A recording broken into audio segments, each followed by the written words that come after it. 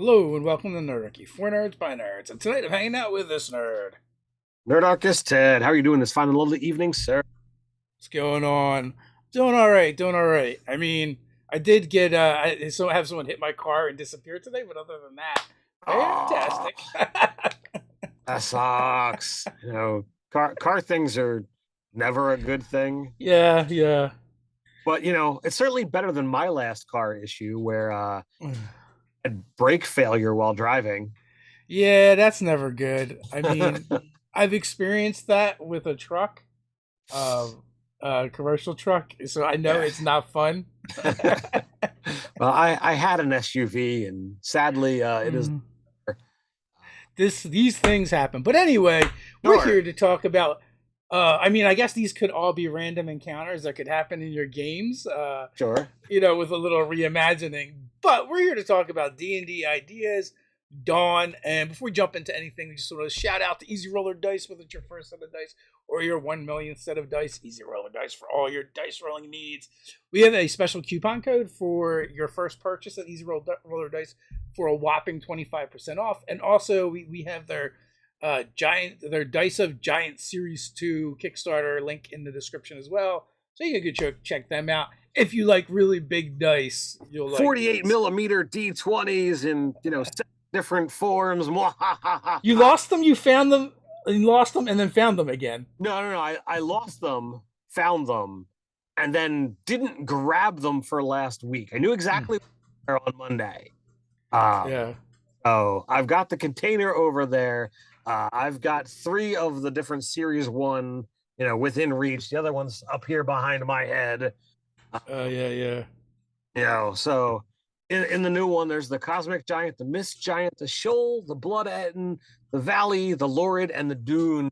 So 7 different dice. They're also working getting the giant sixes as an option in the new Kickstarter as well.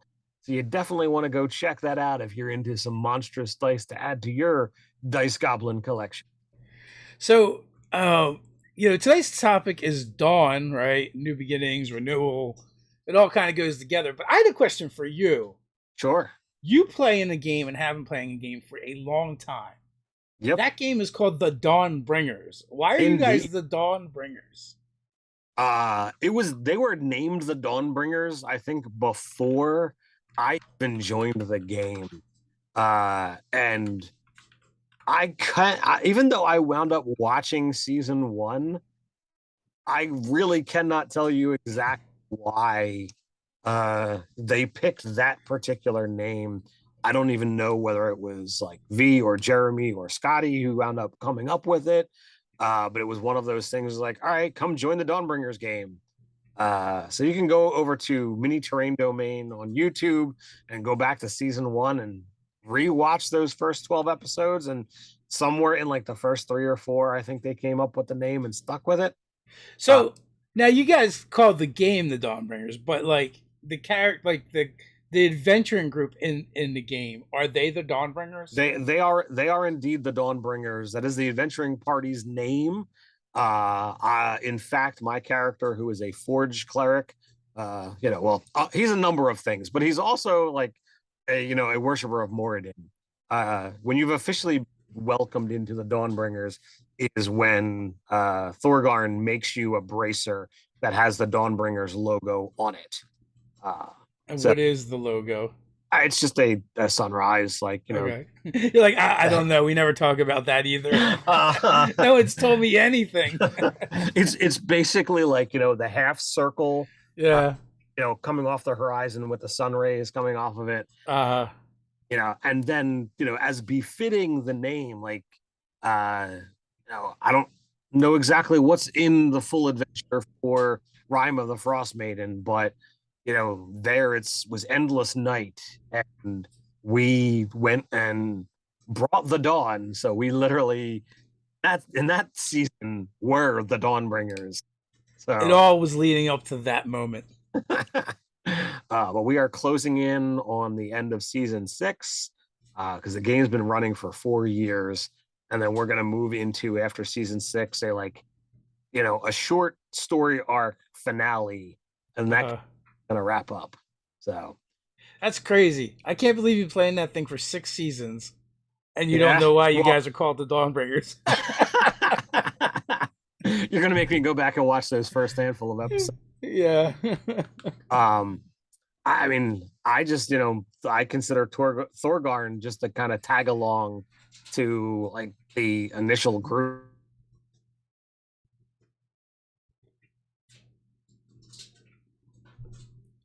I know. Did Ted JPEG on us?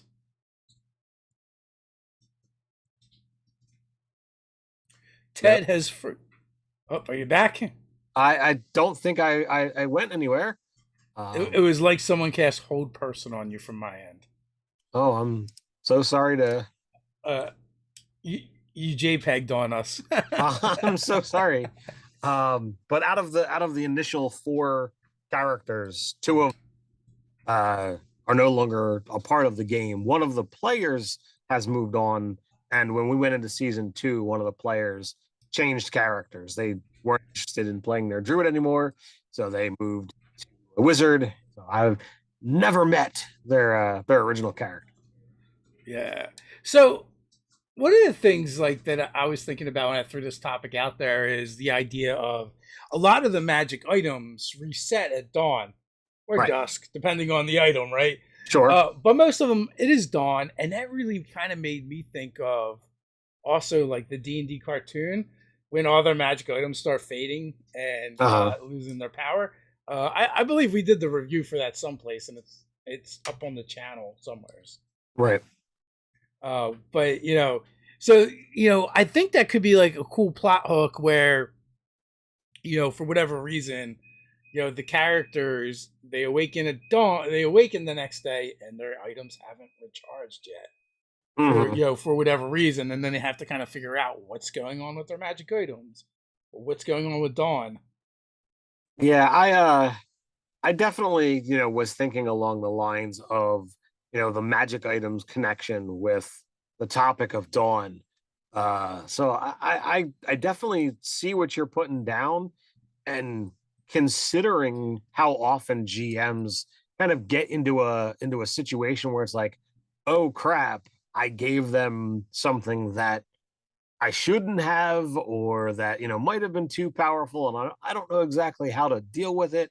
I think this could be a good solution to that kind of problem, but more so than just the one item is your magic items are all having issues, and whether they're in a flux or whether they're like all just kind of fading.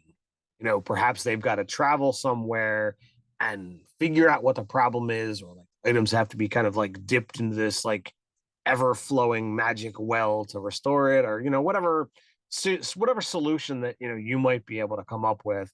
I think that could be a cool thing, and over the time frame you could have like the intervening levels kind of catch up, and you've had time to kind of figure out, well, when they get the item back, how are you going to deal with So I would say with that, like I like that idea.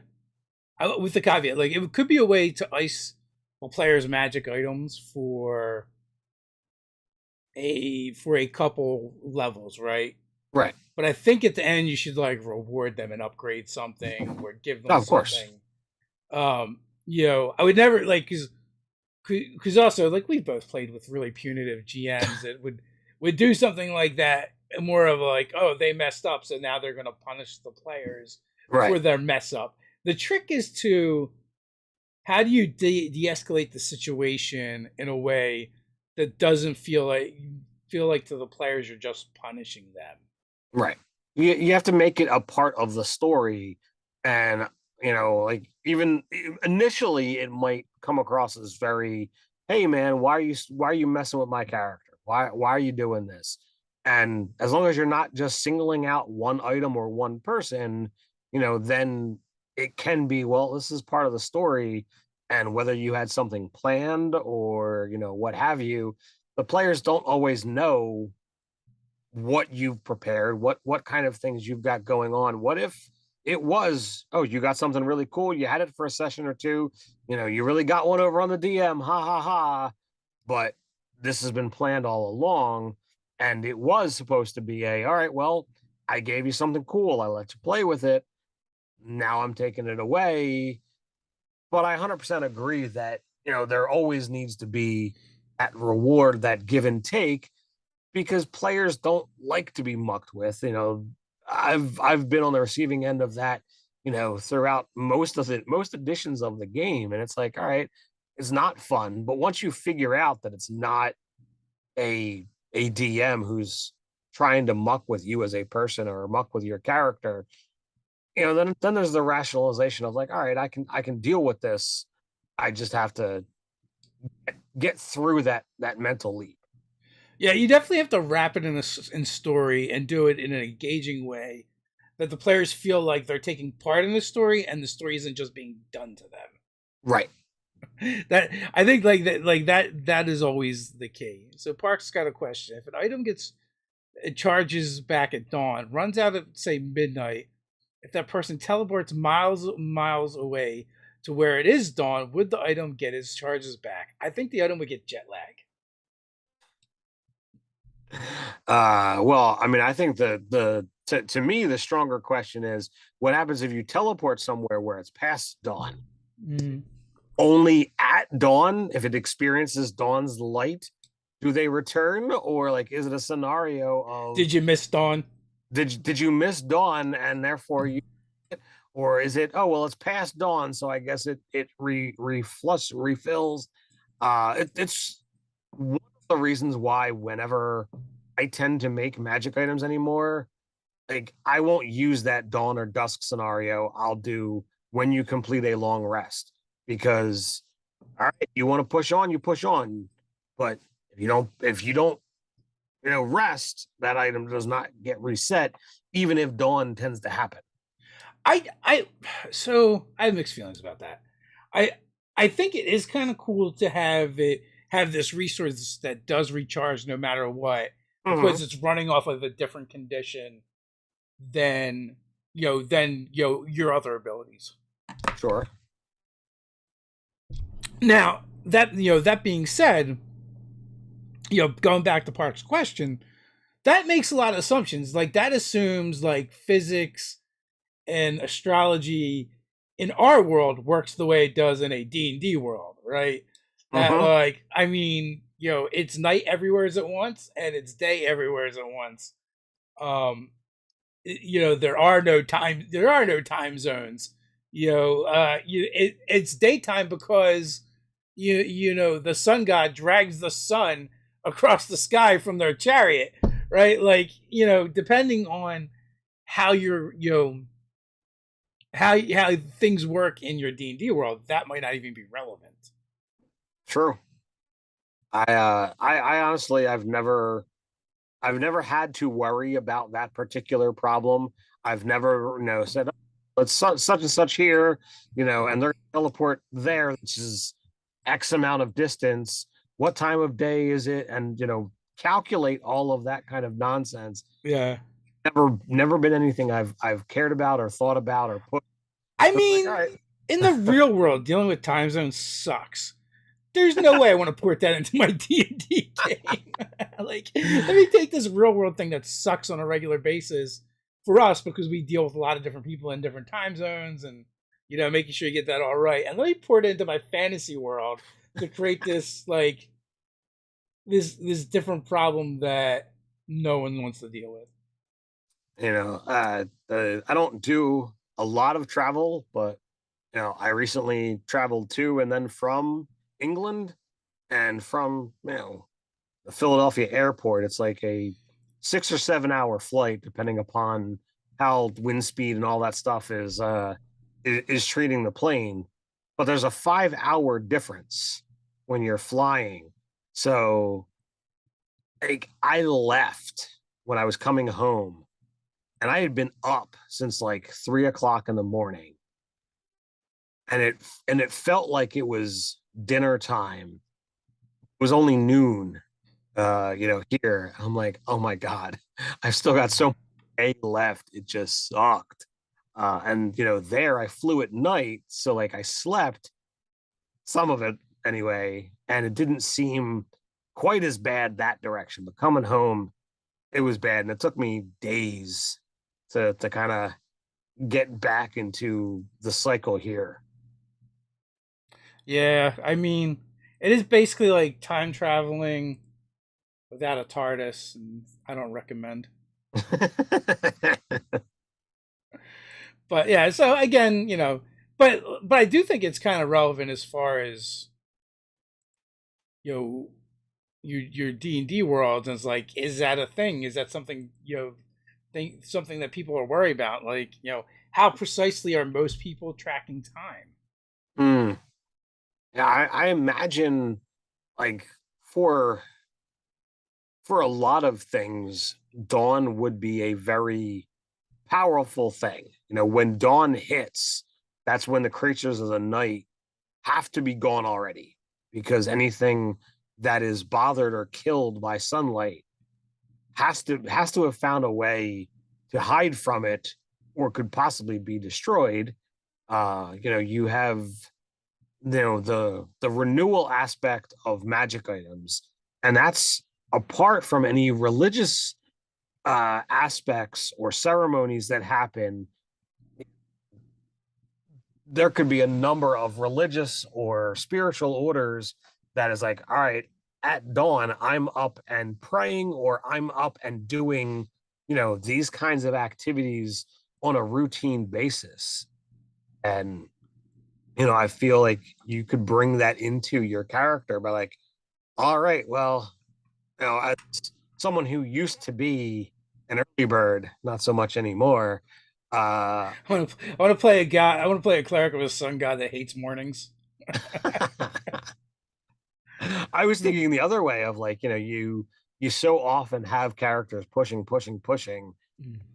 That monk who's like, all right, they automatically get up at a certain time. They're up doing their calisthenics and warm ups, and they've been up for an hour, and it's like, dude, you guys gonna get up and do something? You're just gonna waste the day away. Wasting the day away. Yeah, and I've seen that so often. I ran a game for my kids today, and they had a mission that had to be done at night because they were doing something against the thieves guild. And they basically got back to a tavern at like 10 a.m. Like, well, an 8-hour rest would put you getting up at 10 a.m. So what are you guys doing? The two of the characters are like, well, I'm not getting up at 10. I'm gonna stay in bed soon. And I'm like, all right. So meanwhile, the Warforged in the party, like, they only need 6 hours to complete their long rest. So like, all right, well, we're done by like 8 a.m. And they had 4 hours to kill before half of the rest of the party was up and about doing things. So you talking about your trip just reminded me that both you and myself will be at D&D in a castle next year. Uh, I should know these dates off the top of my head. July Look it up. 8th through 12th. July 8th through 12th. You can't quite sign up yet, but I think you can go to D&D in a castle and get on the waiting list. Which I've added a link into the description, so you guys can go check that out. If you would like to play D&D with myself or Ted in a castle in the UK, it's a blast. It's a lot of fun. You picked up on that not so subtle note. Me looking for a way to talk about Indiana Castle. So if all goes according, Ted has been totally insufferable since he's gotten back. He's like, everything is like, that time I was at D&D in a castle. I'm like, Ted, I asked you what you have for breakfast. I kid. Ted is very gracious. It's a lot of fun. We had a blast. And if all goes according to plan, signups should be available on the 14th. Yeah, I believe so as well. I feel you so hard, Parks. He's like, I can't sleep on a plane. I snore so loud everyone thinks it's going down. Well, I don't know. I probably do snore, but that doesn't bother me none. But I no matter how tired I am, I can rarely sleep on a plane. It is not something I'm good at. So sometimes you just have to muscle through, and depending upon what your time frames are. It's like, all right, I'll sleep wherever. It's not comfortable, and I might not like how my body is when I wake up. But Yeah. Yeah, I don't know. My brain just like won't let me fall asleep. sure. So unfortunately, it does not work for me. Another idea for using Dawn in your game is, I mean, you could do it as a campaign, you could do it as an adventure, but the idea that Dawn's been stolen. The players wake up one morning and it's not there, right? The sun has not risen. Does that mean their magic items don't charge? I know there's definitely certain magic items that will not recharge without the actual dawn. It literally says like if you're in the underdark dark and the amount of time has passed, but you can make them recharge by casting like the daylight spell, but they won't do it on their own. Right. So you could have some fun with that as well. Like you could literally go back to, the sun god that pulls the sun across the sky in his chariot. Well, his chariot's been stolen or something, and you have to recover it for the god in order to bring back the sun and dawns. So you can bring the dawn. You too can be a dawn bringer. And that's another aspect that I think can be a lot of fun, is to challenge the players in that regards. And if you've got somebody who's playing like a sun cleric, or a domain that kind of fits in that direction, I think you can really tie it very well to the characters and make them like, oh, I need to fix this stuff. What the heck is fun? And like those kind of stories can be absolutely badass. Yeah, I mean, with a little bit of work, almost anything can be a plot device in order to get the adventure going. And I mean, that one's a particularly good one if you do have a sun cleric in your games, or characters that are really affected by getting up early in their regiment. Like they're gonna get up early and they're gonna be like, wait a minute, should something else be going on about now? And the other thing, like it could go the other way. It's really easy to just be like, I'm gonna take the sun and see how horrible it is, because the creatures of the night always get to stay out.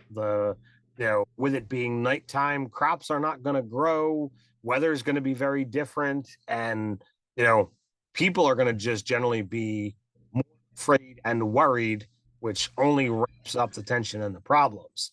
But if you kind of went in the other direction of, what happens if, like, you've got the sun doesn't ever go down, then you're going to have people's sleep cycles that are screwed up because they need and crave the darkness. You're going to have just as much problems with crops, because there's going to be too much light. Things are going to dry out. Things aren't going to go as well. Yeah, you're not going to have so many creatures of the night out. Vampires are going to be like, what the hell, man? When can I go eat? But it still could be a problem. So, like, that could be a fun reversal of the trope of somebody stole the sun, of somebody stole the night. Yeah, you could absolutely do that. Matter of fact, like my family, I used to watch this show. It was like a reality TV show where I think you and your wife used to watch it too, where they would just kidnap one of their friends and they would drop them in the middle of the wilderness. Oh, And they only had whatever the friends left them and whatever they were able to conceal on their persons. And one of the ones that failed was because it was in I believe it was in one of the Norwegian or Scandinavian countries where the sun was up all the time. And they just, because it's a time thing, they had no way to regulate how they were doing time wise. So it caused them to not sleep. So at a crucial moment, he fell asleep and almost died. Was it Dude, You're Screwed? Is that the name of it? Maybe I don't know. Something along those lines. But yeah, it was four or five like survivalist type people, and they had all agreed to be a part of this thing. And they, because they'd all agreed, they were always like kind of secreting survival stuff on their bodies, and that would always do a quick pat down, take anything that was obvious, and then they would put them on a helicopter, put them on a plane, and drop them in the middle of wherever, and they had no clue where they were at, and they were given a mission of where they had to go, or they had to go find people. Yeah, well, it was just that you had to find civilization, and that was like how you won the game. Okay, it's been a while since I watched it, but I Yeah. really enjoyed that show. So And on this episode, it was like they opened it up to fan submissions, but okay, they wouldn't just take anyone. You had to actually be a survivalist and wilderness person. And so that when it happened to one of those people that won that, and they just show up and kidnap you, which is hilarious. yeah, that part was hilarious, and they'd show that they Yeah, snap, they show the pat down, and then they'd show dropping them off, and yeah. figure out where you're at and how to get to people. What I learned from that show is an Englishman can make tea anywhere with nothing. So, Yeah, that was my big takeaway. But yeah, very long way of saying yes that having the sun up all the time can really screw with you. but it is what it is. I'm gonna have to go look and see if there was more seasons of this show, because you're right, that was absolutely a lot of fun. Yeah. So and all I mean, you could actually turn that into an idea that sounds like the plot of a D&D adventure. It's kind of what happens to the kids from the cartoon, really, except for they get shunted into the world of D&D instead of just a specific wilderness. Yeah, that is true. um, So you said you played your kids game this today. yeah, today it's we ended just a handful of hours ago. um the players are in my artifice city of Swamp Creek, and they decided they wanted to try and steal from my daughter's mentor a couple sessions back. And they tried to break in. There was already a thief on premise. It got away with a magic book. They failed at being able to convince the wizard that they were there with good intentions. So he's like, "All right, you're gonna go get me my book back, and I'm not gonna just twist all your asses." So last session, they had to find out what Thieves Guild was a part of it, and retrieve the book. So they started today with the book, and they were like, "How can we make this take as long as possible?" So the artificer, who's I think looking to take levels in wizard, is like, "I need to study this book. What's so powerful about it?" So he wound up not doing well and passed out asleep on the book. Um, and had some weird dreams thereafter. The It's just the wizard's favorite recipes. the artificers decided to have some conversations about religion. One's a barbarian and one's a paladin. The paladin is worshiping our god of like skill of combat, Yeah. Vandus, and then the barbarian has stumbled upon basically like a plot thread of the Beggar King. So even though the artificer, who by the way made the Warforged, um, really doesn't like religion, the barbarian's like, meh. So he's might becoming a servant of the Beggar King to some degree. Like he wound up finding a halfling that had the symbol on like a bucket in front of him, and wound up rolling the bizarre chance.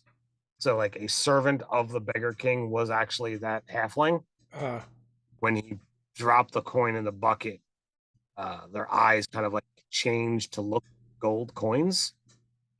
And a scroll wound up magically appearing in the barbarian's pouch, and it sounds super useful for a barbarian.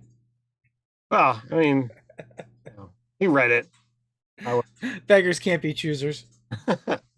But it was like another cryptic message. So I'm seeing how many breadcrumbs this guy will follow to see whether or not he is going to start paying homage. Yeah. So it sounds like the Beggar King has kind of chosen him.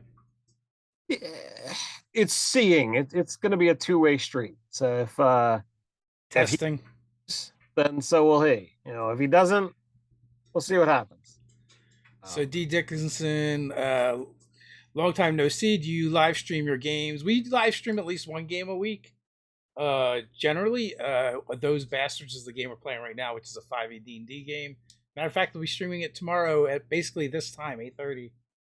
We'll be here, so you can come check us out. And then Ted streams once a month with his Untraditionally arcane. And that game, we wasn't D&D this past session, but we played a familiar problem, as the other game is all about wizards. We played an episode of Just Our Familiars, which was a lot of fun. And how did that go? That went pretty amazing. We had the typical familiar antics. Huge shout out to Asa, who basically played the cat familiar, Miss Lynn. He pretty much led the team and crushed it by just totally nailing down the perfect aspect of the cat.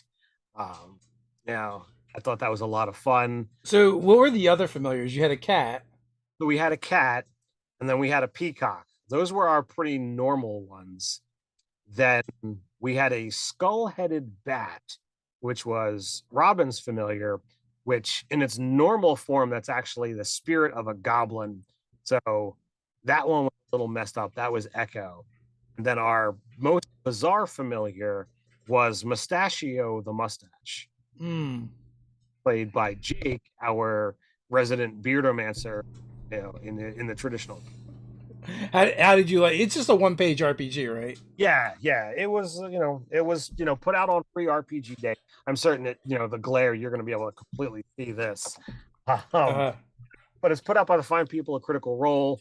I don't know whether they're going to make it like a free download or something.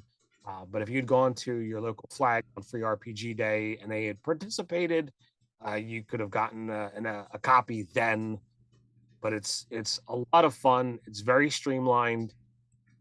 My interpretations, like, there's not a whole lot of things to deal with combat, and it's supposed to be a game where, as you kind of guess it, you're playing a wizard's familiar, animal companion, or what have you, and you've got some magical abilities. You've got some kind of mission, but your master's not around anymore. They're off doing something else.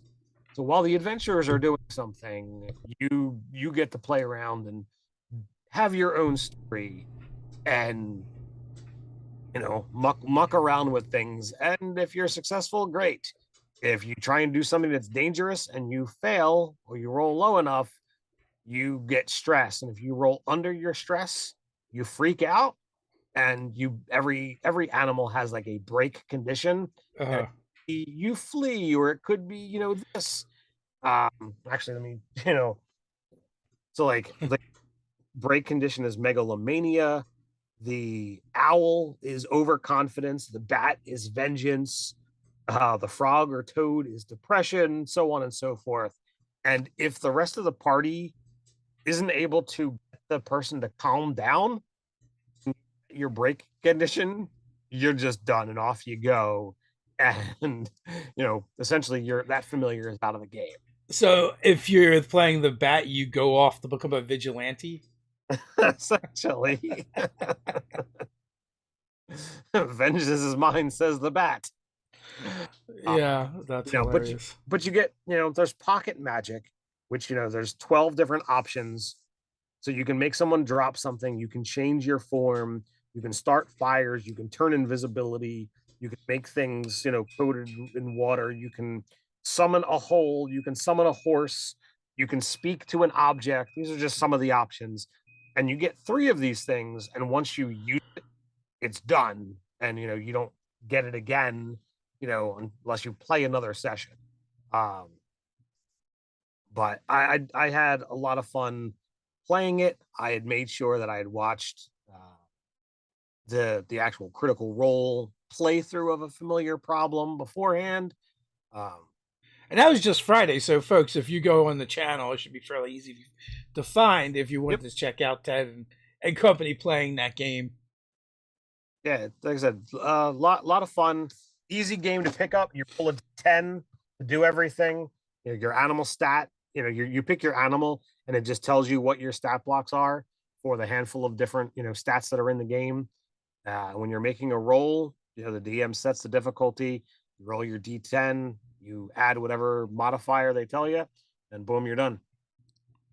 So, we have a question about love gods in the chat. Retro 48 wants to know, are there D&D love gods? And there certainly are. Do I remember them off the top of the head? I think Saloon is a love deity. Or I don't know if she's just the deity of beauty for the Forgotten Realms, but like I feel like all the major ones had them in in the D&D worlds. Yeah, Or you can use the real world gods, like the Greek one is Aphrodite. yeah, we don't tend to do a whole lot with with that stuff when we play. Um, It looks like so Freya is for Norse. That's what I was going to say, but I wasn't positive. if I look at deities of the Forgotten Realms, nothing jumps out at to me as a love god. Um, if I go into Greyhawk, I think this is the same situation. We go into Dragonlance.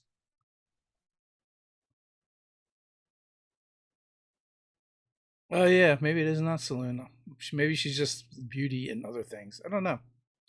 But yeah, I mean, I'm sure if you do a couple Google searches, you will come up with a list of them, or you can just use use real world mythologies, and you'll get tons and tons of them because every culture has got at least one. Things could be uh like kind of twisted. So Sune is, I think, what you were looking for, goddess of love and beauty in Forgotten Realms. Um, I was reading the wrong column. So like that's Forgotten Realms is your typical Default. default setting for D&D. Sune would be where you'd want to go if you were really looking for something along those lines. But I would also see, like, Eldath is a goddess of peace. So certainly there is love there. Uh, Lyra is the goddess of joy. I would see, I would see no issue with having love be added to that.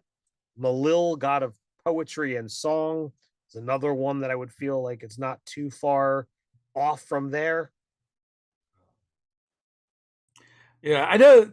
Like the Clash of the Titans movie, the original one, was basically bless you, basically was because like immortal was beauty was compared to that of Aphrodite's, and Right. Aphrodite did not like that at all. So Yeah. sacrifice time or we destroy your city. Yeah, and I mean that's exactly how sometimes you can do. It's like, bitch, I own this word. Don't try to compare. Yeah, yeah. The gods were cruel and petty. But I mean that's how it goes sometimes. So whatever. Yeah. So, you have any other ideas for possible plot hooks for Dawn? So beyond the the things of dawn has been stolen or night has been stolen, you could link dawn into certain aspects of the game, and that it's like, well, you have to do something at dawn or before dawn or after dawn. Like, you could really link it into just about anything or everything should you so desire. Dawn is, as we kind of pointed out, a very magical time. So if you're going to do something that's positive, it could be, well, you have to start a ritual at dawn, or God's forbid, you have to time it perfectly so that you end the ritual at, the immersion of dawn so that the light hits whatever it's, completing. And I think like that could be one of those things is like, all right, well, you don't get it right today. Well, you can try again tomorrow. Hopefully, whatever you're doing doesn't have expensive components that get used up. Did the Dawnbringers bracers, do they do anything?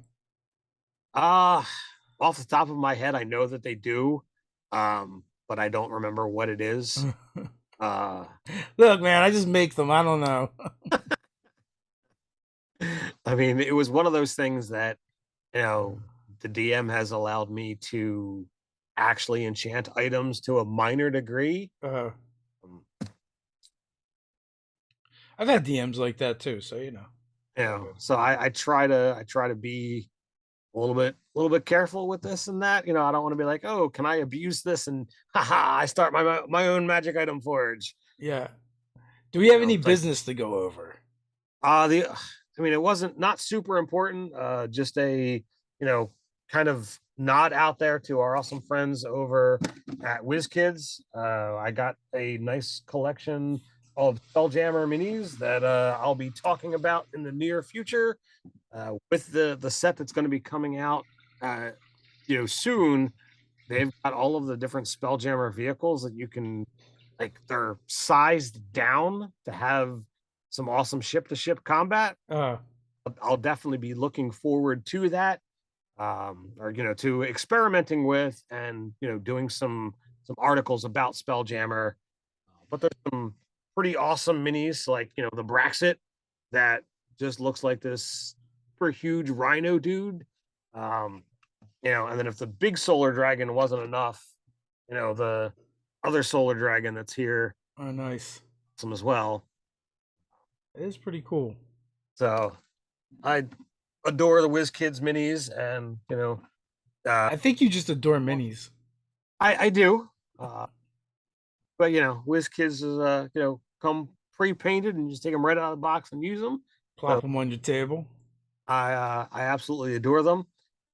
And inside the ship to ship combat is the Astral Dreadnought, which, even if you want to use it as a smaller version, it's still pretty damn badass. Oh yeah, because isn't that supposed to be gargantuan? Yeah. So Yeah. I they mean, in opted, previous editions, it probably would have been colossal. yes. Uh, that is It one is of my much. favorite depictions of a monster. He is quite awesome. The old, what size is he? So I think he's huge. Oh, Ooh. The manual of planes cover from AD&D is one of my favorites. so I mean, he's got quite some size. And then He's a you chonky boy. compare him. Let's see if I can find one of the regular size ships here. Yeah. Is he as big as the ships? I mean, this is like the WAP, Oh, and then you put him next to it. It's like, yeah. Never mind. and this is probably like your medium sized ship. So there's some that are even smaller. Yeah. Oh, you definitely don't want to, be messing around, with the Astral Dreadnought. So, Red Rogue 48, can you possibly play a demigod character in D&D? I mean, like, I feel like with each edition the characters are gotten a bit more powerful, so by the time you get up there in levels, you are getting close to it. But you've actually played in the game that was a Gestalt game where the DM had you choose 20 levels of two different classes. Yeah. And if that's not demigod level, I don't know what is. Yeah, in fifth edition, I played a 40th level character. Allowed you to go to like completely 40 levels worth of hit points. You had to select two characters, so like it wasn't even completely Gestalt. We were 40th level. He created a expanded spell progression chart. So if you went 2 levels of caster, there were, what is it, 15th or 17th level spells, slots. So like you definitely got some ridiculous amount of things that you could kind of upcast. Um, they didn't obviously create spells for those levels. Yeah. Everything you could kind of bump. But you could do a mega fireball. Yes. But we wound up fighting 3 Tarrasques versus, 3 characters. And it was definitely a lot of fun. Tarrasque straight out of the book or beefed up? I assume he beefed them up. Yeah. I mean, I was a toe-to-toe character. I was a whatever the original Scion was in the. Oh yeah. The what they call them? It's totally falling out of my head. And then I was a monk attached to it. So I was pretty beefy. That fell to the wayside, huh? But then we didn't play in a huge amount, but when you look at some of the things that you could do with the epic level handbook in third, you could easily get to demigod kind of status that way as well. Oh yeah, Mystic. That's it for sure. Mystic, Yeah, yep. like if you played Epic, if you played with the Epic level handbook, like you said, we haven't, but people that have. But we all had the book, right? And you'd flip through it, and it's like it had the crazy DCs that were just fun to read because it's like swim up a waterfall, DC 80, use escape artist to slip through a wall of force, DC 120. Yep. And we keep calling those 2 out because it's easiest to remember, but there are other things that are just as ridiculous. Yeah. At those kind of levels. Well, just the visual of someone swimming up a waterfall for one. Yes. Is a bit crazy. Twizzletop, has anybody tried this before? A spellcasting focus fulfills the non-consuming material components requirement for spells up to 25% of casting focus value. I'm not entirely sure what you're asking there. I mean, if you want to clarify, I mean, typically a focus means you don't have to do. Oh, I think they're talking about things that have a gold cost. That a focus could be part of it.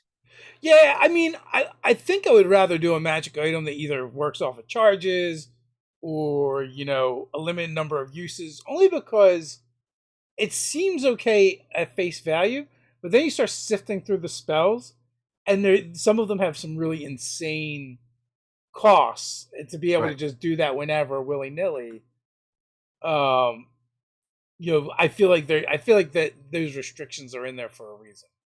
Yeah, I mean, we've almost in some cases have been a little hand wavy to just be like, all right, well, it's no fun to just like have to always be on this constant shopping trip. So like, all right, well, you need a 300 gold piece diamond. You have 300 gold. Hand wave. I feel like the players in most of our games kind of handle that. Like they just do it. Like Kurt is a great example of that. He always has the specific thing that he and he usually asks you, is it possible to buy this? Right. And then he has it when he wants to use it.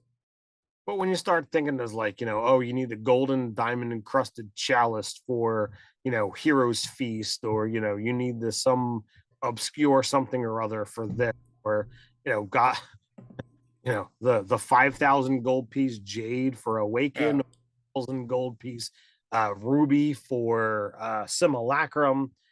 Like, that's why hand waving the cost would be a bit much. And also, you said hand wave, in subtract gold, but that's not. That's never how I viewed it. I kind of viewed it as like the player may have forgot buy the thing, but the character would know they're capable of it and they need the thing to do it, and they have the gold. Right. So that the hand wavy part is, in my opinion, your character would have known to buy that, and they did. Like is kind of what we do. Not so much that like, you just pour gold into the thing and make it happen. Yeah, yes, you're not you're trying not to penalize the player because, in essence, especially for our group, we play once a month. and it's maybe 4 hours of actual game time, and the character lives their life. They know their abilities. They know when they've researched things. Oh, this is going to be successful. This is what I need. And also, that particular character probably has a 20 wisdom or 20 intelligence. And I will tell you, Dave does not. Sadly. And I'm nowhere near either of those myself. So, listen, but I will tell you, you can get a lot done with an 8. Well, so yeah, we are hand wavy, but the way we hand wave is like in the sense that the characters would have known to do that. Yes. Even Scott Garibay, when he's been at our games and he's been a DM, he's like, "You guys are 10th level adventurers. Don't tell me about arrows or this or that. I just don't care. A 10th level adventurer would know how to handle and deal with this stuff, and they would just take care of it." Where in previous editions of the game, and with DMs we played with, were very punitive. Like, "Oh, you forgot as a player? Well, you're just dumb. Your character just doesn't have the thing. He's going to freaking starve to death because you're a moron." And that was kind of like the mentality where it's like, okay, well, that's less exciting. You're going on a month-long mission and you don't have food. You starve in 3 days. Yeah. Sorry. What was the old computer game with something Trail? Oregon Trail. Yeah, it's all that. Your characters just all die from dysentery. It's a blast. We were in fact talking about that today because I don't know if it's making a resurgence or what have you, but like my son knows all about it, and that's weird. I love to make jokes about it because like you die of dysentery. So I always say, like, don't dysentery cruise. You died of dysentery. That could do it for sure. Groan. Come on, internet, yeah. You can groan with me on that one. Sure. I mean, I'm here for it. But yeah, so like, all right, like I don't enjoy the minutia of that kind of stuff. And if you do, that's fine. But I just feel like everyone in the group should be on the same page and understand this is the kind of game we're playing, and the DM's going to count every piece of your inventory, every arrow you fire, and every ration you have. And I mean, we've done our dues. We've played those style of games. Yeah. So sure, I mean, if that's what you're into, go for it. I'm done. I've been there. I've done that. Don't really need to kind of continue. Yeah, for sure. So feel free to ask any other questions. Quick reminder, this stream is sponsored by Easy Roller Dice. Whether it's your first set of dice or your 1 millionth set of dice, Easy Roller Dice. There's a special coupon code for 25% off your first order. There's a Kickstarter going on for the Dice of Giants Series 2 you can check out. And also, as we mentioned earlier, both me and Ted will be at D&D in a Castle July 8th through 12th. 8th through 12th. 2023. 2023, you can go over there. There's probably a sign-up sheet because you can't reserve quite yet. But I believe that's going to happen Friday. If you want to hang out with either of us and play Dungeons and Dragons in a castle. To be fair, if you go, you can be in either one of our games and technically be able to hang out with both of us. Well, that's true. Yeah. And I mean, I'm sure we'll probably, kind of like our thing too is whenever we get together and there's enough fans there, one of us will always run something. Oh yeah. So you can actually score some extra gaming as well. Indeed. I mean, when you were at D&D in a Castle, you ran like 2-3 games of Zoo Mafia? I ran 2 one-shots of Zoo Mafia. Got some awesome feedback, and so far I've run 4 sessions of it, and everybody has had an absolute blast with it. So it's just cool to see that it keeps flowing, keeps floating. Yeah, I can't wait to do more. We've been dropping periodically new playbooks over on the channel, or not the channel, on the website. And then we take them and turn them into PDFs and put the PDFs on Patreon. Which we have some other cool things we're doing on Patreon. If you don't happen to be a Patreon, we've been playing with AI generated art And what we're doing is we're making like a NPC, a monster, um, or a location. Then we're going to stat it out and put that over on Patreon. If we ever do collect them into an actual product and turn it into a product, we'll probably just use those as concept art for hiring an actual artist. But in the meantime, we're just kind of having fun with it. Yeah, just looking to continue that thing that Nerdarchy loves to do, and that's to kind of create and have fun with stuff. And if you look back through a lot of our older videos, there is plenty of, hey, we're going to turn on the camera and create something. So it's definitely in our roots and in our blood. So would you allow Silent Illusion of a Dawn to kick in daylight sensitivity? I don't think you can produce a big enough illusion to have that effect. I would agree. I mean, the typical like moniker of illusion is they don't come with a mechanical effect. That's the difficult part. I might allow it for like one attack, and then like because you startle them with it or something, Sure. where they get disadvantage for like the initial thing, but then after that they kind of catch on because it's fairly obvious. Yeah, and it depends upon like what level of spell you're using. If you're using minor illusion, the cantrip, no, I don't think that's going to be enough. But if you're using a higher level spell, an expended resource, maybe, if you're talking about like greater illusion kind of, level that could be close to on par with daylight, well, I'd have to look at the levels of the spell and see how I'm going to rule it at that moment. So daylight is I believe just a third level spell. Mm-hmm. So I would say if you use an illusion spell of equal level, but then I would say that with the caveat of as you interact with the illusion more. Mm-hmm. In this case, I feel like interacting is just existing within it. Yeah. They would get an intelligence check to realize something's going on. Is probably how I would rule it.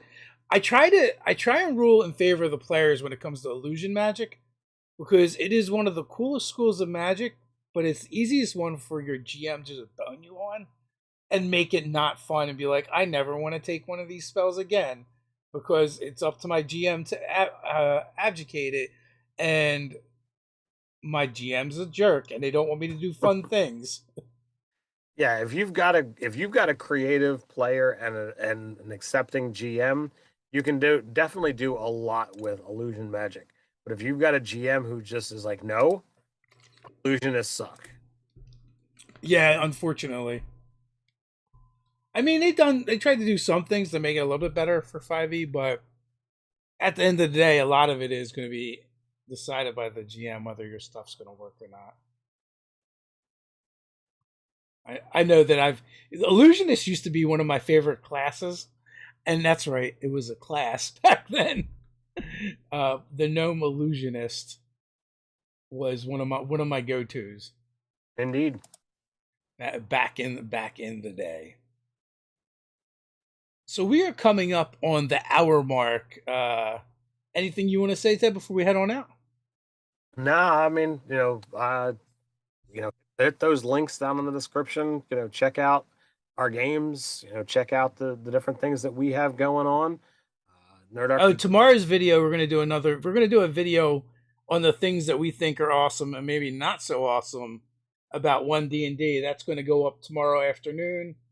Tomorrow night we've got the Those Bastards game, and then Friday we got Critical Dice coming on live chat at noon. So come hang out with us, and obviously next Monday we'll be back here Monday night to do one of these. So until next time, stay nerdy. Stay nerdy.